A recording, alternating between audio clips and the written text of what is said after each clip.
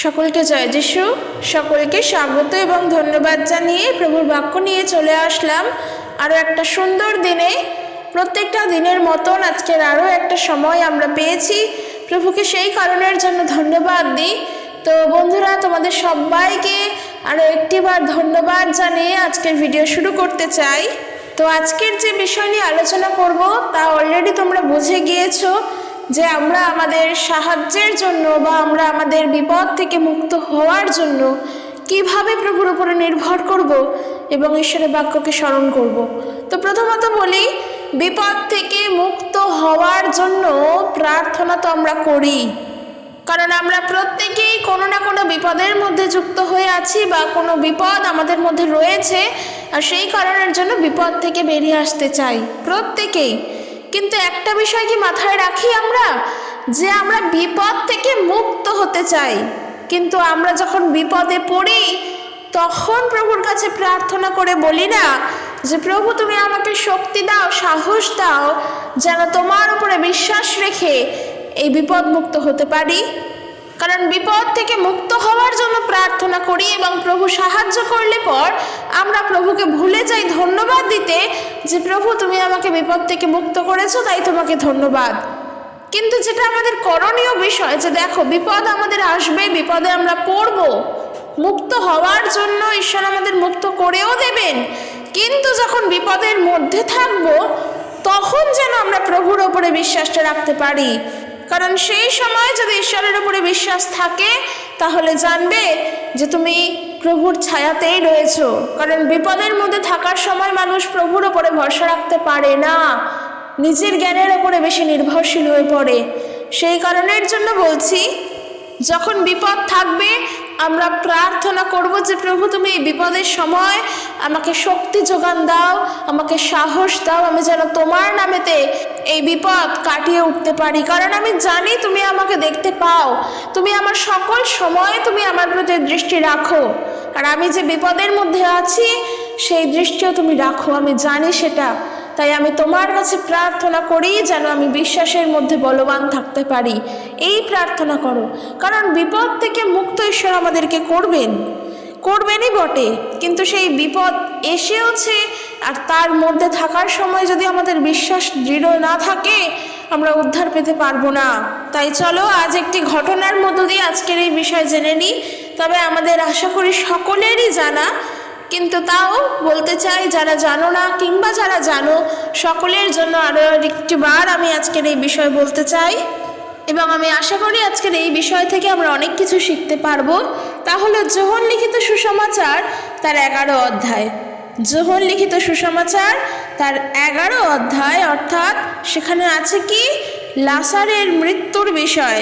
আমরা জানি মৃত লাসারকে প্রভু যীশু জীবনদান করেছিলেন, সেই লাসারের মৃত্যুর বিষয় বলা আছে। আর আজ আমরা এখান থেকে শিক্ষা নেব আজকের বিষয়ের উপর। তো আমি শুরু করছি যোহন তার 11 অধ্যায় 1 পদ থেকে। দেখো এখানে কি বলা হয়েছে। লাসার নামে একটি লোক ছিলেন, আর তিনি খুব অসুস্থ ছিলেন। তিনি বৈথনিয়া গ্রামে থাকতেন। সেই গ্রামেই মরিয়ম ও তার বোন মার্থাও থাকতেন। এই মরিয়ম বহু মূল্যবান সুগন্ধি আতর দিয়ে প্রভু যীশুর উপর ঢেলে তার নিজের চুল দিয়ে তার পা মুছিয়ে দিয়েছিলেন। এই সেই মরিয়ম যিনি কিনা সুগন্ধি আতর দিয়ে প্রভুর পা ধুয়ে দিয়েছিলেন এবং তার নিজের চুল দিয়ে প্রভুর পা মুছিয়ে দিয়েছিলেন। এই ছবিটি হয়তো আমরা অনেক জায়গায় দেখে থাকি। তো আজকের আমরা যারা জানতাম না তারা শিখলাম যে যোহন তার 11 অধ্যায় 1 পদে আছে, 1 পদ 2 পদে সেই মরিয়মের কথা আছে। তো দেখো এরপর কি বলছে। লাসার ছিলেন এই মরিয়মেরই ভাই, যেই মরিয়ম প্রভুর পা ধুয়ে দিয়েছিলেন সেই মরিয়মের ভাই ছিল লাসার। তাই লাসারের বোনেরা একটি লোক পাঠিয়ে যিশুকে বলে পাঠালেন, প্রভু আপনার প্রিয় বন্ধু লাসার অসুস্থ। প্রভু আবার লাসারকে খুব ভালোবাসতেন, তার বন্ধু ছিল। বলছে আপনার প্রিয় বন্ধু লাসার খুব অসুস্থ। যিশু এ কথা শুনে বললেন, এই রোগে তার মৃত্যু হবে না, কিন্তু তা ঈশ্বরের মহিমার জন্যই হয়েছে, যেন ঈশ্বরের পুত্র মহিমান্বিত হন। প্রভু জানতেন যে লাসারের এই রোগে মৃত্যু হবে না, কিন্তু তা হয়েছে ঈশ্বরের মহিমার জন্যই, যেন ঈশ্বরের পুত্র মহিমান্বিত হন। 5 পদে বলছে যিশু মার্থা তার বোন ও লাসারকে ভালোবাসতেন, তাই তিনি যখন শুনলেন যে লাসার অসুস্থ তখন সেখানে ছিলেন এবং সেই জায়গায় আরো 2 দিন রয়ে গেলেন। তারপর তিনি শিষ্যদের বললেন, চলো আমরা এবার জিহুদিয়াতে যাই। তার শিষ্যরা তাকে বললেন, গুরু, সম্প্রতি সেখানকার লোকেরা আপনাকে পাথর ছুঁড়ে মেরে ফেলতে চাইছিল, তবে কেন আপনি আবার সেখানে যেতে চাইছেন? এর উত্তরে যিশু বললেন, দিনে 12 ঘন্টা আলো থাকে, কেউ যদি দিনের আলোতে চলে তবে সে হোঁচট খেয়ে পড়ে যায় না, কারণ সে জগতের আলো দেখতে পায়। কিন্তু কেউ যদি রাতের আধারে চলে তবে সে হোঁচট খায়, কারণ তার সামনে কোনো আলো নেই।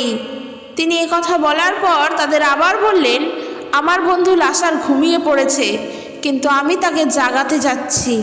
এখানে কিন্তু প্রভু যিশুর শিষ্যরা যারা ছিলেন তারা জানতেন না যে লাসার মরে গিয়েছে এবং লাসারকে পুনর্বার জীবন দান করার জন্য প্রভু যাচ্ছেন, কি লাসারকে পুনরুত্থিত করার জন্য প্রভু যাচ্ছেন, এ কথা কিন্তু তার শিষ্যরা জানতেন না। তারা জানতেন হয়তো প্রভু তাকে এমনি ঘুম থেকে জাগাতে যাচ্ছে বা তার এমনি নর্মাল কিছু হয়েছে তাই প্রভু যিশু যাচ্ছে। যেহেতু প্রভু এক বিশেষ কাজের জন্য সেখানে যাচ্ছিল, প্রভু তাই বলছেন যে দিনের আলোতে তুমি যা যা কাজ করবে তাতে তুমি হোঁচট খেয়ে পড়বে না, কারণ যে দিনের আলোতে কাজ করে, যে ঈশ্বরে থাকে, সে ঈশ্বরের জ্ঞানের দ্বারা কাজ করে, ঈশ্বরের শিক্ষা অনুসারে কাজ করে, সেই কিন্তু দিনের আলোতে কাজ করে। আর আমরা সবাই জানি রাতের অন্ধকারে কাজ করা কখনোই ঈশ্বরের জ্ঞানের দ্বারা নয়, কারণ রাতের অন্ধকারে তুমি কিছু দেখতেই পাবে না, হোঁচট খেয়ে পড়ে যাবে। বরং প্রভুর কথা যখন তুমি শুনবে, প্রভুর শিক্ষায় যখন তুমি চলবে, প্রভুর ইচ্ছা অনুসারে প্রভুর কার্য যখন তুমি পালন করবে, চেষ্টা করবে যেন সেই কার্যের কথা তুমি সবার মধ্যে ছড়িয়ে দিতে পারো। আর তার জন্য তুমি যদি হোঁচট খেয়েও পড়ে যাও, তুমি উঠে দাঁড়াতে পারবে, কারণ দিনের আলোতে তোমার চোখের সামনে সকল কিছু তুমি দেখতে পারবে, একটা ইট পড়ে থাকলেও দেখতে পারবে, কিন্তু রাতের অন্ধকারে কিন্তু তা দেখা সম্ভব নয়। তাই দিনের আলো রাতের সমস্ত আশা বিপদকে আটকে দিতে পারে, সেই কারণের জন্য দিনের আলোতে আমাদের কাজ করা উচিত। কিন্তু যেটা বলছিলাম যে দেখো বিষয় অনুযায়ী, তো তারপর প্রভু আর তার শিষ্যরা গেলেন। এরপর দেখো বৈথনিয়াতে যিশু যখন তার 11 অধ্যায় 17 পদ থেকে দেখো, যিশু বৈথনিয়াতে এলে জানতে পারলেন যে গত 4 দিন ধরে লাসার কবরে আছেন। লাসার কতদিন কবরে ছিলেন? 4 দিন কবরে ছিলেন। বৈথনিয়া থেকে জেরুজালেমের দূরত্ব ছিল প্রায় 2 মাইল। তাই ইহুদিদের অনেকেই মার্থা ও মরিয়মকে তাদের ভাইয়ের মৃত্যুর পর সান্ত্বনা দিতে এসেছিল। 20 পদে মার্থা যখন শুনলেন যে যিশু এসেছেন তখন তার সঙ্গে দেখা করতে গেলেন, কিন্তু মরিয়ম ঘরেই থাকলেন। মার্থা যিশুকে বললেন, প্রভু, আপনি যদি এখানে থাকতেন তাহলে আমার ভাই মরতো না, কিন্তু এখনও আমি জানি যে আপনি ঈশ্বরের কাছে যা কিছু চাইবেন ঈশ্বর আপনাকে তাই দেবেন। যিশু তাকে বললেন, তোমার ভাই আবার উঠবে। মার্থা তাকে বললেন, আমি জানি শেষ দিনে পুনরুত্থানের সময় সে আবার উঠবে। যিশু মার্থাকে বললেন, আমি পুনরুত্থান, আমি জীবন। যে কেউ আমাকে বিশ্বাস করে সে মরবার পরেও জীবন ফিরে পাবে। যে কেউ জীবিত আছে ও আমায় বিশ্বাস করে সে কখনো মরবে না। তুমি কি এই কথা বিশ্বাস করো? প্রভু যিশু তিনি মার্থাকে জিজ্ঞেস করছেন। প্রভু যিশু বলছেন, আমি পুনরুত্থান, আমি জীবন। যে কেহ আমাকে বিশ্বাস করে সে মরবার পরেও জীবন ফিরে পাবে। যে কেউ জীবিত আছে ও আমায় বিশ্বাস করে সে কখনো মরবে না। এ কথা কি তুমি বিশ্বাস করো? খুবই গুরুত্বপূর্ণ লাইন এগুলো, খুবই গুরুত্বপূর্ণ বিষয়। প্রভু বলছেন কি, যে আমাকে যারা বিশ্বাস করে সে মরবার পর জীবন ফিরে পাবে। সেই জীবন কোন জীবন? অনন্ত জীবন। আর 26 পদে বলছে, যে কেউ জীবিত আছে ও আমায় বিশ্বাস করে সে কখনো মরবে না। আমরা এখনো বেঁচে আছি আর প্রভু যিশুকে আমরা বিশ্বাস করি। ঈশ্বরের বাক্য বলে আমাদের মৃত্যু নেই, কারণ ওই যে মৃত্যুর পরেই আছে আমাদের জীবন। মৃত্যু তো আমাদের হবে, তবে সেই মৃত্যু আমাদের হবে যা আমাদের দেহের পাপের জন্য আমাদের মরতেই হবে। কারণ ঈশ্বরের বাক্য বলে আমরা প্রত্যেকে পাপী, আমরা পাপ করেছি। আমাদের প্রথম পিতা আদম, সেও কিন্তু মৃত্যু হয়েছে, তারও কিন্তু মৃত্যু হয়েছে উভয় দিক থেকেই। সেও কিন্তু মরেছে, পাপের বেতন কিন্তু মৃত্যু, সেও কিন্তু তা পেয়েছে। কিন্তু যেটা তিনি বললেন যে যে কেউ জীবিত আছে ও আমায় বিশ্বাস করে সে কখনো মরবে না, আমাদের মৃত্যু নেই। তখন প্রভু মার্থাকে বলছেন, তুমি কি এ কথা বিশ্বাস করো? মার্থা যদি উত্তরে বলেন যে হ্যাঁ প্রভু আমি বিশ্বাস করি, তাহলে জেনে নাও প্রভু কিন্তু মার্থার বিষয়েও বলল তোমার মৃত্যু নেই। আর ওই যে লাসার তার মৃত্যু হয়েছে এই কথা মার্থা বলছে যে প্রভু আপনি যদি এখানে থাকতেন তাহলে আমার ভাই আজকে মরতো না। তখন প্রভু এই কথাগুলো মার্থাকে বললেন। এর অর্থ থেকে এটাই বোঝা যায় যে প্রভু বলছেন আমাকে বিশ্বাস করো, যে আমাকে বিশ্বাস করবে তার কখনো মৃত্যু হবে না। যদি এ কথা মার্থা বিশ্বাস করে তাহলে মার্থা এটাও জানবে যে তার ভাইয়ের মৃত্যু নেই, তার ভাই মরতেই পারে না, তার জীবন সে আবার ফিরে পাবে। আর দেখো 27 পদে মার্থা কি বলছেন? 27 পদে মার্থা বলছেন যে হ্যাঁ প্রভু আমি বিশ্বাস করি যে জগতে যার আসার কথা আছে আপনি সেই খ্রিস্ট ঈশ্বরের পুত্র। এই কথা বলার পর মার্থা সেখান থেকে চলে গেলেন ও তার বোন মরিয়মকে একান্তে ডেকে বললেন, গুরু এসেছেন আর তিনি তোমায় ডাকছেন। মরিয়ম একথা শুনে তাড়াতাড়ি করে যিশুর কাছে গেলেন। যিশু তখনও গ্রামের মধ্যে প্রবেশ করেনি। মার্থা সেখানে তার সঙ্গে দেখা করতে এসেছিলেন, তিনি সেখানেই ছিলেন। যে ইহুদিরা মরিয়মের সঙ্গে বাড়িতে ছিল তাকে সান্ত্বনা দিচ্ছিল, তারা যখন দেখলো যে মরিয়ম তাড়াতাড়ি করে উঠে বাইরে যাচ্ছে, তখন তারাও তার পিছনে পিছনে চলল। তারা মনে করলো যে তিনি হয়তো লাসারের কবরের কাছে যাচ্ছে ও সেখানে গিয়ে কাঁদবেন। যিশু সেখানে ছিলেন। মরিয়ম সেখানে এসে তাকে দেখে তার পায়ের উপরে পড়ে বসলেন। প্রভু আপনি যদি এখানে থাকতেন আমার ভাই তবে মরতো না। যিশু যখন দেখলেন যে মরিয়ম কাঁদছে, তখন তার সঙ্গে যে সকল ইহুদিরা এসেছিল তারাও কাঁদছে, তখন তিনি দুঃখিত হয়ে উঠলেন এবং অন্তরে গভীরভাবে বিচলিত হলেন। তখন তিনি বললেন, তোমরা তাকে কোথায় রেখেছ? তারা বললেন, প্রভু আসুন এসে দেখুন। 35 পদ খুবই গুরুত্বপূর্ণ পদ। প্রভু যিশু কেঁদে ফেললেন। তখন সেই ইহুদিরা সকলে বলতে লাগলো, দেখো উনি লাসারকে কত ভালোবাসতেন। কিন্তু তাদের মধ্যে আবার কেউ কেউ বলল, যিশু তো অন্ধকে দৃষ্টিশক্তি দিয়েছেন, কেন তিনি লাসারকে মৃত্যুর হাত থেকে বাঁচালেন না? তবে তারপর দেখা যায়, আমরা দেখতে পাই এরপর যিশু আবার অন্তরে বিচলিত হয়ে উঠলেন। লাসারকে যেখানে রাখা হয়েছিল যিশু সেই কবরের কাছে গেলেন। কবরটি ছিল একটা গুহা, যার প্রবেশ পথ একটা পাথর দিয়ে ঢাকা ছিল। যিশু বললেন, ওই পাথরটা সরিয়ে ফেলো। তখন সেই মৃত ব্যক্তির বোন মার্থা বললেন, প্রভু 4 দিন আগে লাসারের মৃত্যু হয়েছে, এখন পাথর সরালে এর মধ্য থেকে দুর্গন্ধ বের হবে। যিশু তাকে বললেন, আমি কি তোমায় বলিনি, যদি বিশ্বাস করো তবে ঈশ্বরের মহিমা দেখতে পাবে। এরপর সেই পাথরখানা তারা সরিয়ে দিল। আর যিশু ঊর্ধ্ব দিকে তাকিয়ে বললেন, পিতা আমি তোমায় ধন্যবাদ দিই, কারণ তুমি আমার কথা শুনেছ। আমি জানি তুমি সব সময়ই আমার কথা শুনে থাকো, কিন্তু আমার চারপাশে যারা দাঁড়িয়ে আছে তাদের জন্য আমি এ কথা বলছি, যেন তারা বিশ্বাস করে যে তুমি আমায় পাঠিয়েছ। এই কথা বলার পর যিশু জোর গলায় ডাকলেন, লাসার বেরিয়ে এসো। মৃত লাসার সেই কবর থেকে বের হয়ে এলো। তার হাত পা টুকরো কাপড় দিয়ে তখনও বাঁধা ছিল, আর তার মুখের উপর একখানা কাপড় জড়ানো ছিল। যিশু তখন তাদের বললেন, বাঁধন খুলে দাও এবং ওকে যেতে দাও। মৃত লাসার জীবন পেল। তো এর আগে বিষয়গুলো দেখি, প্রভু যিশু কাঁদলেন কেন? দেখো, প্রভু যিশু যে ঈশ্বর এবং তিনি যে একাধারে মানুষ, তার প্রমাণ আমরা এই পথ থেকে পাই। ঈশ্বর কি কখনো কাঁদেন? ঈশ্বরের কি কখনো চোখের জল ফেলার প্রয়োজন পড়ে? তার কি কোনো কিছুর অভাব আছে? তার কিন্তু কোনো কিছুর অভাব নেই, তিনি কাঁদেন না। কিন্তু প্রভু যিশুর যে মানবীয় সত্তা ছিল, সেই মানবীয় সত্তা কেঁদেছিল অপরের দুঃখ দেখে। তার আত্মা বিচলিত হয়েছিল, তার আত্মা বিচলিত হয়ে উঠেছিল এবং তিনি দুঃখিত হয়ে উঠেছিলেন। কারণ ঈশ্বর কখনো রাগ করেন না, ঈশ্বর ক্রোধের ঈশ্বর নন। একজন মানুষের কোনো ক্ষতি হয়ে গেলে তার সেই ক্ষতির দায় যে কত কিছু হতে পারে, সে সকল কিছু প্রভু যিশুর জানা, সমস্ত কিছু প্রভু যিশু জানেন। যদি আমরা ইব্রিয় পুস্তক তার 4 অধ্যায় 15 পদ এবং 16 পদ পড়ি, সেখানে দেখো কি বলছে। বলছে, আমাদের মহাযাজক প্রভু যিশু আমাদের দুর্বলতার কথা জানেন। যিশু এই পৃথিবীতে সব রকমভাবে প্রলোভিত হয়েছিলেন। আমরা যেভাবে পরীক্ষিত হই যিশু সেইভাবেই পরীক্ষিত হয়েছিলেন, কিন্তু তিনি কখনো পাপ করেননি। সেই জন্য বিশ্বাসে ভর করে করুণা সিংহাসনের সামনে এসো, যাতে আমাদের প্রয়োজনে আমরা দয়া ও অনুগ্রহ পেতে পারি।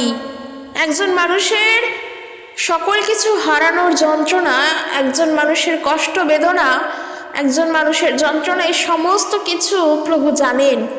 তাই আমরা আমাদের সাহায্যের জন্য যত প্রার্থনাই করি, আমরা মনে করি, আমরা হয়তো বলি যে প্রভু তুমি দেখতে পাও না আমার এই কষ্ট, দেখতে পাও না আমার এই দুঃখ, হয়তো আমরা এই কথাও বলে ফেলি। কিন্তু এটা আমাদের বোঝা উচিত, এইটা আমাদের জানা উচিত, প্রভুর চোখকে কিছুই এড়ায় না প্রথমত, এবং দ্বিতীয়ত আমাদের জীবনের সকল দুঃখভোগ কষ্ট যন্ত্রণা প্রভু যিশু তিনি নিজে তা পার করে এসেছেন। সেই প্রলোভনের মধ্য দিয়ে প্রভু যিশু নিজে গেছেন, কিন্তু তারপরেও তিনি পাপ করেননি। এটা আমাদের জানা দরকার। আর আরও একটা বিষয়, যখন প্রভু যিশু সেই কবরের সামনে আসলেন এবং বললেন কবরের পাথরখানা সরিয়ে দাও, প্রভু যিশুকে তখন মার্থা বলছেন যে প্রভু ওর মৃত্যু 4 দিন, ও 4 দিন ধরে কবরে রয়েছে, তাই এখন যদি এই পাথর সরাই তাহলে ওর তো সেই কবর থেকে দুর্গন্ধ বেরোবে। একদমই সত্যি কথা। কিন্তু প্রভু যিশু কি বলছেন? প্রভু যিশু বলছেন যে আমি কি তোমায় বলিনি, যদি বিশ্বাস করো তবে ঈশ্বরের মহিমা দেখতে পাবে। এই বিষয়েই আমাদের বিশ্বাস করতে হবে যে প্রভু যিশুর কাছে কোনো কিছুই অসম্ভব নয়, কারণ ঈশ্বর তিনি সকল কিছু করতে পারেন।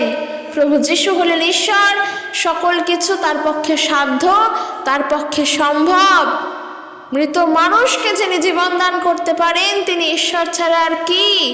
যদি দেখো প্রভু যিশুকে ঈশ্বর হিসেবে একবার তাকিয়ে দেখো, একটু বোঝো, কেন কি দেখবে?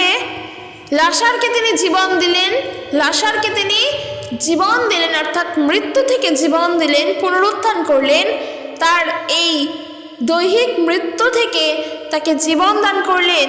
প্রভু যিশু তাকে জীবন দিলেন। কিন্তু আরেকবার তাকিয়ে দেখো, প্রভু যিশুই কিন্তু বলছেন, যেটা আমরা পড়লাম, তিনি বলছেন আমি পুনরুত্থান, আমি জীবন, যে আমাকে বিশ্বাস করবে তার মৃত্যু হবে না, কারণ যে তাকে বিশ্বাস করে সে অনন্ত জীবন পায়। একদিকে লাসারকে তিনি জীবন দিলেন এই ইহকালে থেকেই, এই পাপের দেহের মৃত্যুর পরেই তাকে এই মানুষের দৃষ্টির মধ্যে যা দেখা যায় সেই দৃশ্যের মধ্যেই তাকে জীবন দান করলেন। কিন্তু আবার প্রভু যিশু ওই ব্যক্তিকে জীবন দিয়েই দিয়েছেন, কারণ যে তাকে বিশ্বাস করবে সে জীবন পাবে, যে খ্রিস্টকে বিশ্বাস করবে সে খ্রিস্টকে পাবে। প্রভু যিশু বলছেন আমি জীবন, আমি পুনরুত্থান। যে প্রভু যিশুকে বিশ্বাস করবে সে পুনরুত্থান পাবে, সে জীবন পাবে, অর্থাৎ মৃত্যু তাকে ধরে রাখতে পারবে না, মৃত্যুর পরে তার জীবন আছে। খ্রিস্ট হলেন আমাদের জীবন, তিনি হলেন আমাদের অনন্ত জীবন। তা ঈশ্বর ছাড়া এই কাজ আর কে করতে পারে? আর যেটা তিনি বললেন মার্থাকে, মার্থা যখন তাও দনমনের মধ্যে রয়েছে যে যদি পাথরটা সরায়, যদি দুর্গন্ধ বেরিয়ে আসে, প্রভু বলছেন যে আমি কি তোমায় বলিনি যে কি যদি বিশ্বাস করো তবে ঈশ্বরের মহিমা দেখতে পাবে? একেবারে ঠিক কথা। বিশ্বাসী ভাই বোনদের উদ্দেশ্যে বলতে চাই, ওই যে বললাম না যে বিপদ থেকে মুক্ত হতে চাই, সাহায্য পেতে চাই, তার জন্য প্রার্থনা করি, তো যতই বিপদ থাকুক, যতই মুক্ত হওয়ার জন্য আমরা এগোই না কেন, যদি বিশ্বাসী বলবান না থাকি আমরা কিন্তু পারবো না। যদি বিশ্বাস করি তবে ঈশ্বরের মহিমা দেখতে পাবো, যদি বিশ্বাস করি তবেই প্রভু আমার জীবনের জন্য কাজ করবেন। তাহলে প্রভু যিশু যেচে গিয়ে তোমার জীবনে কাজ করবেন না, তার আগে তাকে বিশ্বাস করতে হবে, কারণ ওই সুযোগ তো তিনি করে দিয়েছেন। তাহলে সুযোগ যখন তোমার কাছে আছে, কেন তুমি সেই সুযোগকে কাজে লাগাচ্ছ না? কেন তুমি সেই সুযোগকে অন্যভাবে ব্যবহার করছো?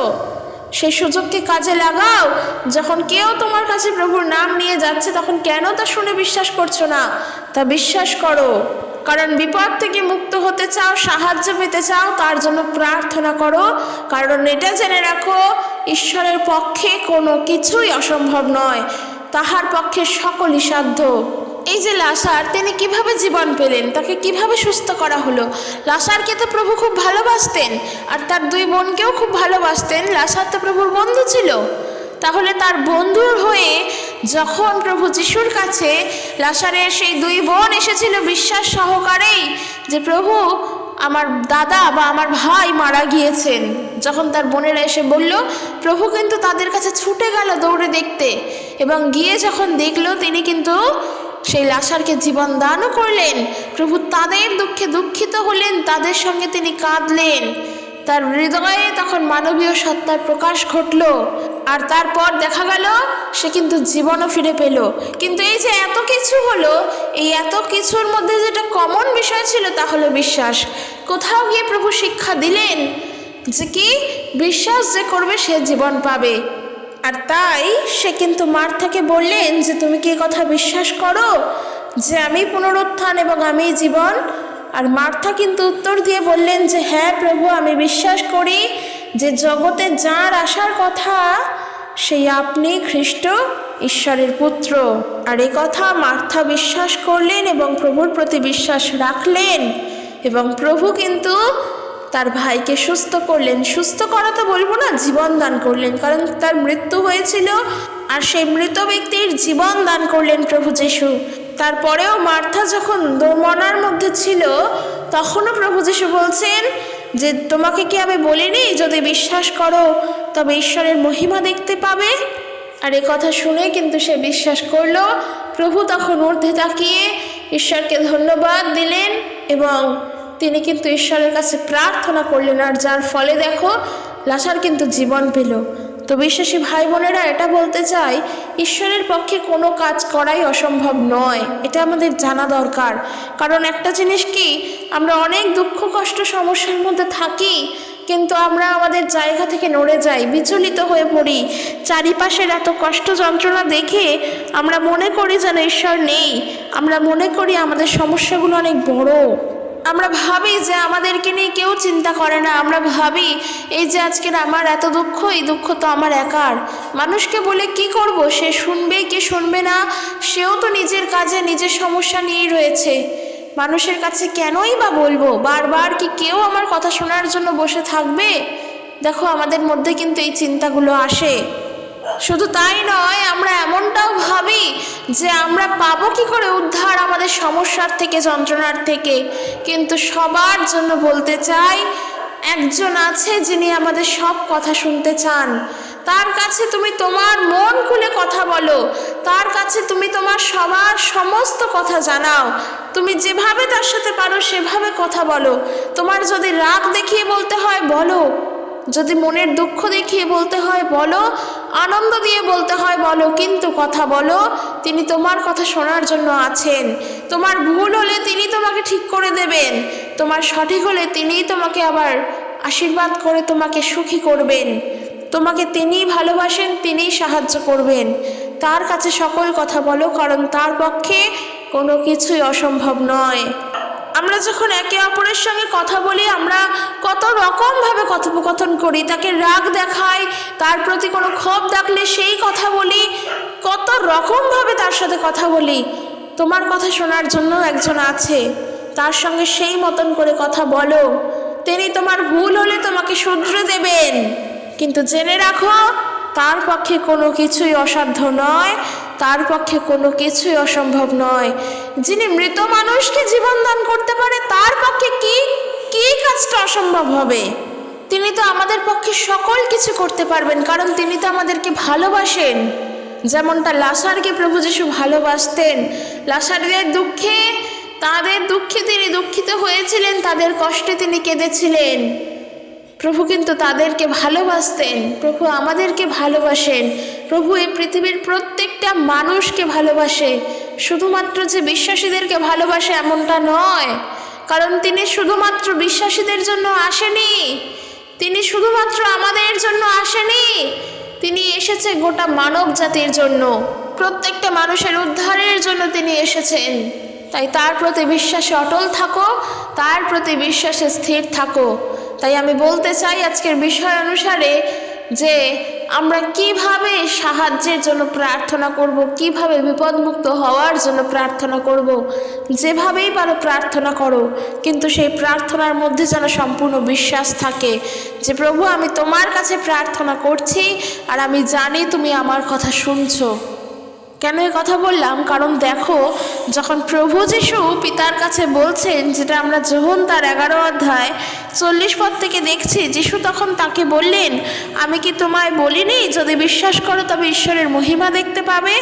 41 পদে বলছে, এরপর তারা সেই পাথরখানা সরিয়ে দিল, আর যিশু ঊর্ধ্ব তাকিয়ে বললেন, পিতা, আমি তোমায় ধন্যবাদ দিই কারণ তুমি আমার কথা শুনেছো। আমি জানি তুমি সব সময়ই আমার কথা শুনে থাকো, কিন্তু আমার চারিপাশে যারা দাঁড়িয়ে আছে তাদের জন্য এই কথা আমি বলছি। প্রভু কিন্তু জানেন পিতা তার কথা সব সময় শোনেন। এই বিশ্বাস কিন্তু প্রভুর আছে, প্রভুর এই বিশ্বাস আছে। সেই বিশ্বাস সহকারেই সে পিতার কাছে প্রার্থনা করে। তার পিতা তিনি তো নিজেই, কারণ যিনি ঈশ্বর তিনিই তো পিতা, তিনিই তো পুত্র, তিনিই তো পবিত্র আত্মা। পিতা, পুত্র, পবিত্র আত্মা তো একজন। কিন্তু এই যে বলছে যে কেন তিনি কথা বলছেন, কারণ যেন তার পাশে যারা রয়েছে তারা বিশ্বাস করে যে তুমি আমায় পাঠিয়েছো। তাই যখন যেই জিনিসটা প্রভুর কাছে চাও, যেই জিনিসটা প্রভুর কাছে বলছো, তাতে যেন সম্পূর্ণ বিশ্বাস থাকে। যদি একমাত্র বিশ্বাস সহকারে প্রার্থনা করো, যদি বিশ্বাসে পরিপক্ক হতে পারো। জীবনে আমরা অনেক কিছু হতে চাই, কিন্তু অনেক কিছু হতে পারি না।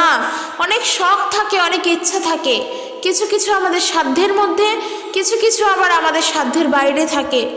কিন্তু এই যে ঈশ্বরের প্রতি বিশ্বাস, এ কিন্তু আমাদের সকলেরই সাধ্যের মধ্যে, এবং বিশ্বাসে পরিপক্ক হয়ে ওঠা এও কিন্তু আমাদের সাধ্যের মধ্যে।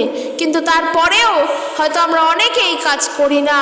কিন্তু আমি এটাই বলতে চাই, অনেক মানুষের অনেক কিছু ইচ্ছে থাকে, অনেক মানুষের অনেক স্বপ্ন থাকে, পরিকল্পনা থাকে, কিন্তু একজন বিশ্বাসীর প্রথম স্বপ্ন, পরিকল্পনা, ইচ্ছা হবে নিজের বিশ্বাসে আরও পরিপক্ক হয়ে ওঠা, নিজের বিশ্বাসে আরও দৃঢ় হয়ে ওঠা, নিজের বিশ্বাসে আরও বদ্ধমূল হয়ে ওঠা, যে আমি জানি আমি এটা পিতার কাছে চাইছি, মানে পিতা আমাকে দেবে। কিভাবে পাবো, কোথা থেকে পাবো, কখন পাবো, কিভাবে, কেমনভাবে আসবে আমি জানি না, কিন্তু আমি এটা জানি প্রভু যিশু আমাকে দেবেন। এই বিশ্বাস আমার প্রভুর উপরে সম্পূর্ণ আছে। তারপর বাকিটা কাজ তো প্রভুরই, তিনি তার সময় অনুযায়ী দিক। আমি ধৈর্য ধরবো, আমি অপেক্ষা করব, কিন্তু আমি তাকে বিশ্বাস করি, কারণ ঈশ্বরের বাক্য বলছে যে তাকে বিশ্বাস করবে সে ঈশ্বরের মহিমা দেখতে পারবে। আর ঈশ্বরের বাক্য জীবন্ত এবং কার্যসাধক। তার মহিমা দেখার জন্য তার প্রতি দৃঢ় বিশ্বাস করো, তার প্রতি দৃঢ় বিশ্বাসে অটল থাকো। তাই ওই যে আমি একদিন বলেছিলাম যে সাহায্য পাবো কোথা থেকে, তার জন্য আমরা অপেক্ষা করতে করতে যেন হারিয়ে না যাই প্রভুর পথ থেকে। বিপদ থেকে মুক্ত হব কি করে, তার জন্য অপেক্ষা করতে করতে যেন আমরা সেই পথ, ঈশ্বরের পথ থেকে যেন সরে না পড়ি, বরং যেখানে 2 ঘন্টা 3 ঘন্টায় কাজ হচ্ছে সেখানে যেন না ছুটি। আমাদের জানা দরকার আমরা প্রভুর কাছে প্রার্থনা করেছি, মানে তার প্রার্থনার উত্তরের অপেক্ষায় আমাদেরকে থাকতে হবে। যদি এই কাজ আমরা না করি তাকে কিন্তু কখনোই সম্মান করা হয় না। তাহলে আজকে ধরো তোমার বাড়িতে কল খারাপ হয়ে গিয়েছে, তুমি মিস্ত্রিকে ডেকেছো, সে তোমার বাড়িতে এসে তোমার কলটাকে ঠিক করে দিয়ে যাবে। তুমি যেই মিস্ত্রির কাছে সবসময় যাও বা যাকে দিয়ে তুমি দেখাও, তার কাছে গিয়েছো, সে তোমাকে বলেছে যে ঠিক আছে আমি যাব, কিন্তু আমার কদিন লেট হবে, আমার হাতে আরেকটা কাজ আছে। তখন তুমি কি করলে? সেই মিস্ত্রিকে কথা দিয়ে আসলে যেন ঠিক আছে সেই তোমার কাজটা করে দেয়। এরপর যখন বাড়িতে আসলে দেখছো যে সেই মিস্ত্রির লেট হচ্ছে, তুমি টপ করে গিয়ে কিছুদিনের জন্য অপেক্ষা না করে তখন তুমি কি করলে? অন্য আরেকজনকে ডেকে নিয়ে এসে তোমার কাজটা কিন্তু তুমি করিয়ে ফেললে, কারণ তুমি বলছো ওই কাজ তোমার এমার্জেন্সি কাজ। এবং এর কিছুদিন পর যখন সেই মিস্ত্রি আসলেন যার কাছে প্রথমে গিয়েছিলে, সে যখন এসে দেখলেন যে তোমার কাজটা করা হয়ে গিয়েছে, তার মনে কিন্তু একটুখানির জন্য হলেও দুঃখ হবে, কারণ সে ভাববে আমাকে কথা দিয়ে গেল, আমার কাজে লেট হচ্ছে, আমি অন্য কিছুও করছিলাম না, নিজের কাজ হাতে ছিল, করছিলাম বলে সে আমাকে আর করালো না আমাকে দিয়ে কাজটা। সে তোমাকে বৃহৎ কিছু হয়তো বলবে না, কিছুই হয়তো বলবে না, কিন্তু সে মনে একটু হলেও দুঃখ পাবে। তো এটা তো একটা উদাহরণ দিলাম আমি, ঈশ্বরের ক্ষেত্রেও তাই। যখন তুমি প্রার্থনা করছো, যখন তুমি অপেক্ষায় বসে আছো তোমার উত্তর প্রভু তোমাকে দেবেন, তার প্রতি বিশ্বাস সহকারে প্রার্থনা করেছো, কিন্তু তুমি আর ধৈর্য ধরে থাকতে পারছো না, তখন তুমি বিভিন্ন জায়গায় ছুটে যাচ্ছ, বিভিন্ন জনের কাছে গিয়ে উত্তর পেতে চাইছো। এর ফলে কি হয়? এর ফলে তুমি প্রভুকে অসম্মান করো, অশ্রদ্ধা করো, এবং তুমি প্রভুকে ছোট করো। এর ফলে প্রভুর কিছু হয় না, কারণ আমাদের কি হচ্ছে তার জন্য তো ঈশ্বরের কার্য থেমে থাকে না, এর ফলে ঈশ্বরের কিছু হয় না। কিন্তু তুমি ঈশ্বরকে মনক্ষুণ্ণ দাও, তুমি ঈশ্বরকে অসম্মান করো। তাই জন্য বলছি, যখন সাহায্য পেতে চাও এবং সাহায্যের জন্য শুধু প্রভুর কাছেই প্রার্থনা করে প্রভুর কাছ থেকেই সাহায্য পেতে চাও, তখন তোমার দায়িত্ব, তোমার কর্তব্য প্রার্থনায় তো থাকাই, প্লাস ধৈর্য ধরে থাকা যে উত্তর আমাকে প্রভুই দেবেন। কারণ প্রভু যিশু বলছেন, যদি বিশ্বাস করো তবে ঈশ্বরের মহিমা দেখতে পারবে। যেমনটা লাসারকে তিনি সুস্থ করলেন, কারণ লাসারের বোন প্রভু যিশুকে বিশ্বাস করেছিল। তার অত বড় সমস্যা, তার ভাইয়ের মৃত্যু হয়েছে, তার এত বড় হয়তো হতেই পারতো, তার ভাই তার পরিবারকে প্রোটেক্ট করে রাখতো, তার ভাই তার পরিবারকে, তার বোনকে দেখে দেখে রাখতেন, তার ভাই তার পরিবারকে সাহায্য করত। সেই ভাইয়ের মৃত্যু মানে অনেক বড় ক্ষতি পরিবারের জন্য, কিন্তু তার বোনেরা প্রভু যিশুকে বিশ্বাস করত। তার বোনেরা প্রভু যিশুকে বিশ্বাস করেছে যে তিনি সেই জন যিনি আসার কথা ছিল, তিনি সেই ঈশ্বরের পুত্র, তিনি খ্রিস্ট, তার মহিমা করা প্রয়োজন। তার বোনেরা বিশ্বাস করেছিল, আর প্রভু তার বোনেদের বিশ্বাসের জন্য তাদেরকে সাহায্য করেছিল। তার ভাইকে সুস্থ করেছিলেন ঈশ্বর। বিশ্বাস করাটা খুব দরকার। সাহায্যের সময় মুক্ত হওয়ার জন্য বলবো না, সাহায্যের সময় সাহায্য পাওয়ার জন্য প্রভুর প্রতি বিশ্বাসকে ধরে রাখো, প্রভু তোমাকে উত্তর দেবেন। ঈশ্বরের প্রতি ভরসা রাখো, ঈশ্বরের প্রতি বিশ্বাস রাখো। মানুষ তোমাকে কিছুই দিতে পারবে না যা প্রভু তোমাকে দেবেন। মানুষ তোমাকে সাহায্য করতে পারবে না যে সাহায্য ঈশ্বর তোমাকে করবেন। তাই মানুষের ওপরে নয়, প্রভুর ওপরে নির্ভর হও। প্রভুই কারোর মধ্য দিয়ে হয়তো তোমার জীবনে কাজ করিয়ে দেবেন, কিন্তু করাচ্ছেন প্রভু।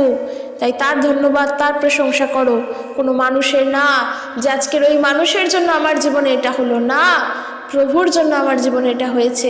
প্রভু তো তার মধ্য দিয়ে আমার জীবনে কাজ করলেন। হতে পারতো অন্য কোনো কারণ, হয়তো আপন শত্রুর মধ্য দিয়েও করতে পারতেন আমার জীবনে সেই কাজ, কিন্তু করছেন তো ঈশ্বর। তার গৌরব, তার প্রশংসা করো, মানুষের নয়। সাহায্যের সময় কে তোমাকে 2 টাকা দিয়ে সাহায্য করলো, তার থেকেও বড় ধন্যবাদ ঈশ্বরকে দাও। ওই 2 টাকার যোগান ঈশ্বর তোমাকে দিলেন, তার মধ্য দিয়ে দিলেন। অবশ্যই তাকে ধন্যবাদ দাও, ওই ব্যক্তিকে, সে তোমাকে সাহায্য করলো, কিন্তু তার থেকেও বড় ধন্যবাদ ঈশ্বরকে দাও। ঈশ্বর তার আপন বাক্যের দ্বারা সকলকে আশীর্বাদ যুক্ত করুক। যদি ভিডিওটি ভালো লেগে থাকে একটা লাইক কমেন্ট করে জানিয়ে দিও। জয় যিশু। সকলে সুস্থভাবে থাকো। Praise the Lord.